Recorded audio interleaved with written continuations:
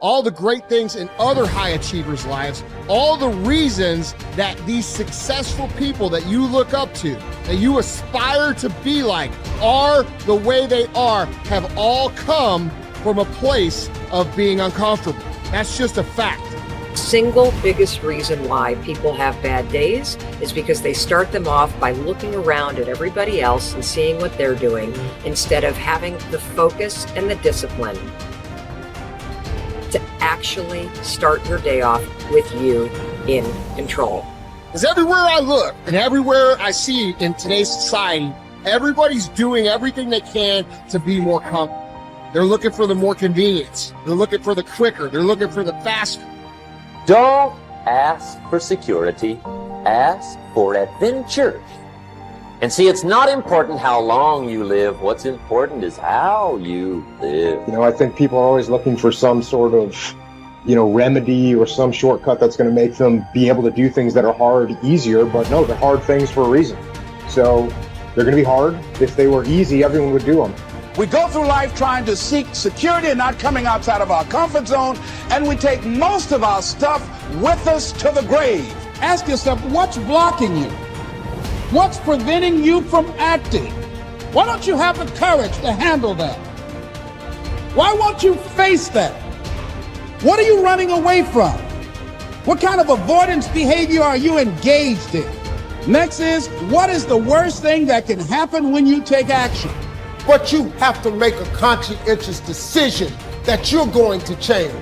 And it's not dependent on anybody else. Self-discipline begins with the mastery of your thoughts. If you don't control what you think, you can't control what you do. Understanding how to set up daily routines with alternating brain and body training and killing procrastination. Each and every day that you are breathing in this world, each and every day that you are doing something in this world, you should be focusing on getting better, not worse.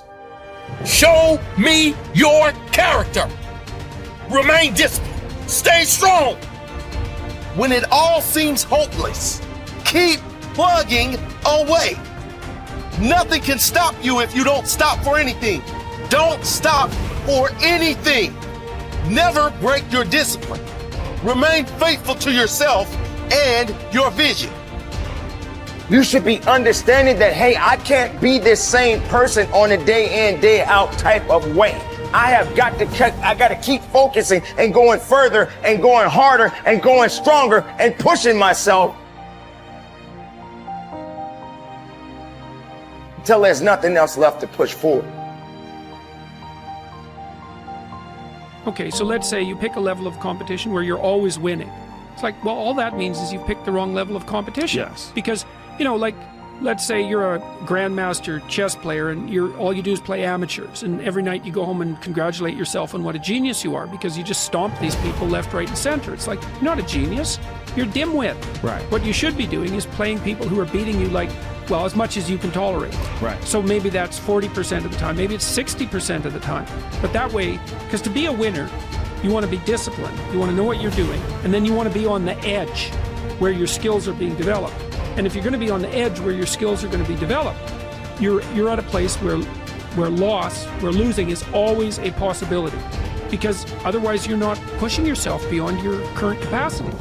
And so one of the things that I've outlined in 12 Rules for Life is a theory of meaning. Because meaning, as far as I'm concerned, the sense of meaningful engagement is the antidote to malevolence and suffering, essentially. Because you want to have a life that's so engaging that you think, despite the fact that I'm limited and that we're mortal and that life is tragedy and there's evil in the world, despite all that, this is worth doing. And I think that there's a technical meaning that genuinely exists, and that's the meaning that you get when you're in a domain where you have some discipline and some skill. So you're laying out your competence and your ability, but you're simultaneously pushing yourself to develop past where you are. That's really engrossing. What that is doing is expanding your competence. And so life is suffering and betrayal in many senses of the word. But you can adopt a way of traversing through life that is more powerful than the tragedy and the malevolence. It is hard to have the success you want. It's hard to have a jet and freedom and extra houses. And it takes hard work and it takes time. And there's no shortcut. I don't care what anybody thinks. There's no shortcut. Maybe you could have bought Dogecoin and you got lucky. That is the rarest thing in the history of the world. Ed and I would bet we agree. I don't even know. Neither one of us probably invested in crypto when all of our friends said to, because we didn't know it, we didn't feel it, and we missed it. So I'm so blessed if you did, for you. But that's not where true wealth is made. You have to work 50% harder than you think you do. You have to get kicked in the teeth more than you think. You have to get questioned by your friends and family and look like the dreamer twice as much as you think. The people you thought were going to support you aren't. Some people are going to talk behind your back. Some friends are going to leave you. And guess what? It's worth every freaking penny. It's worth every moment, every disappointment. There was a gentleman named David Kekich. I met him. He was paralyzed from the neck down. And not always paralyzed. I think it was a jogging car accident. And he had these Kekich credos. It was like a business card that folded out. And one of his Kekich credos, to make him positive, most positive guy you ever met, couldn't move anything below his neck, one of them was, living the hard way is easy, and living the easy way is hard. So before I answer this about multiple streams of income, I think it's really important I tell you this. Living the hard way makes it easy. I could blame a lot of people. And that's the book I was reading. And I put it off on everybody else. It wasn't until I said, you know what, for me to fix this, I gotta read what the f wrong with David God. Not blame anybody. Read my book and say, okay, I'm afraid of my shadow. How can I overcome that? Go in the military, get your ass kicked, do things you hate to do, be uncomfortable every day of your life. Roger that. I'm not the smartest kid in the world. Okay. Instead of somebody saying, oh no, you're smart. No, don't say that to yourself. I said to myself, no, I'm a dumb motherfucker. Okay, roger that. How you get smarter? Educate yourself. So the things that we run from, we're running from the truth. We're running from the truth, man. So the only way I became successful was going towards the truth. As painful, as brutal as it is, it changed me. It allowed me to become, in my own right, who I am today. If you do what other successful people do over and over again, nothing can stop you from eventually enjoying the same rewards that they do. But if you don't do what successful people do, nothing can help you. Success is not an accident. Sadly, failure is not an accident either. You succeed when you do what other successful people do over and over until these behaviors become a habit. Likewise, you fail if you don't do what successful people do. In either case, nature is neutral. Nature does not take sides.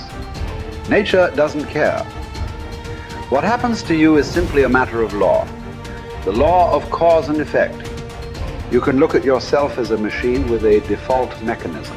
Your default mechanism is the almost irresistible attraction of the expediency factor. In the absence of self-discipline, your default mechanism goes off automatically. This is the main cause of underachievement and the failure to realize your true potential. When you are not working deliberately, consciously, and continuously to be and have those things that constitute success for you, your default mechanism is at work. You end up doing those fun, easy, and low-value things in the short term that lead to frustration, financial worries, and failure in the long term. One of the most important requirements for success, once you have decided what it is that you want, is the quality of willingness. Successful people are willing to pay the price, whatever it is and for as long as it takes, until they achieve the results they desire. Everyone wants to be successful. Everyone wants to be healthy, happy, thin, and rich. But most people are not willing to pay the price. Occasionally, they may be willing to pay the price, but they are not willing to pay the whole price. They always hold back. They always have some excuse or rationalization for not disciplining themselves to do everything that they need to do to achieve their goal. How can you tell when you have paid the full price of success? It's simple. Look around you. There it is. You can always tell how much of the price of success you have paid by looking at your current lifestyle and your bank account. By the law of correspondence, Your outer world will, like a mirror, always reflect the person you are and the price you have paid on the inside.